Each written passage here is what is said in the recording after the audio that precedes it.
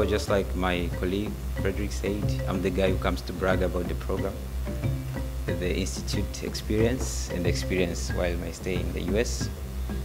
Before I go into that, I'd like to give a special thanks to Mr. Peter Masika here, and maybe you can give him a round of applause. It was my first time to hear about Yali last year when I was working with Peter Masika in some projects. I have an IT background, so I used to work with him in some projects together. So he talked to me randomly about Yali. You just apply and then you go to States and then you just go there. It was just like that. And then he didn't say anything much, but from him I grasped that and I took my time and go deeper and looked into Yali, and then I said, yeah, this is a good thing and I think I should apply for it. So I went to the site, just like Frederick said, signed up for the application. I got the email. I used one night to do an application, just one night. I'm not that smart, but I had to do it because it was almost on the deadline. So I had to make sure that I get this opportunity. So I applied for the program. I didn't have any tips from anybody, just the word about Yali. I had to be honest as I could, and luckily I was called in for the interview, and then I was selected. Okay, I am Lillian Benjamin, a freelance counselor here at Iowa.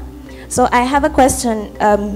In one of the points you mentioned, there was a point about optional supplemental documents kwenye application.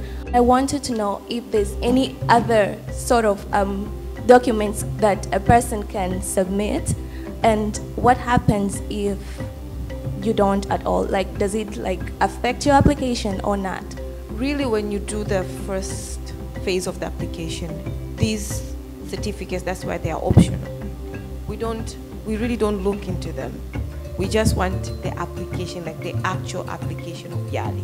So if you have your certificates and all of that, people bring them, that's fine. People really attach them, that's okay.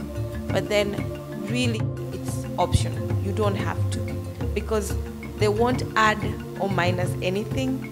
We have everything that we want to hear from you from the application. All the questions that you have on the application form, they tell us everything about you. Like, they answer all of our questions. So if you don't have an opportunity to attach them, that's not going to affect your application at all. Good afternoon. My name is Gladys. I wanted to know from you and him. Sorry, I've forgotten your names. You guys have just talked about how everything is, it's good and all the positive stuff. Like, what about what has been, let's say, your biggest challenge in this whole fellowship, from the start of your application to what's the most highlight, the one thing that stands out the most as the biggest challenge? I went to the States when I was very young, and one of the things that was a challenge to me was cold. For example, I'm from Dar. It's not cold at all. And I lived in Boston, Massachusetts. It gets really, really cold. So that was one of the challenges. So fellows, like maybe Musa really didn't get it, but then fellows, sometimes they'll come and tell us, oh, I couldn't eat, the food was so bad. Like, you're from here, you're so used to the sort of kind of food that we eat here. You go there, it's different. And most of the things that people will be eating will be like McDonald's and KFCs.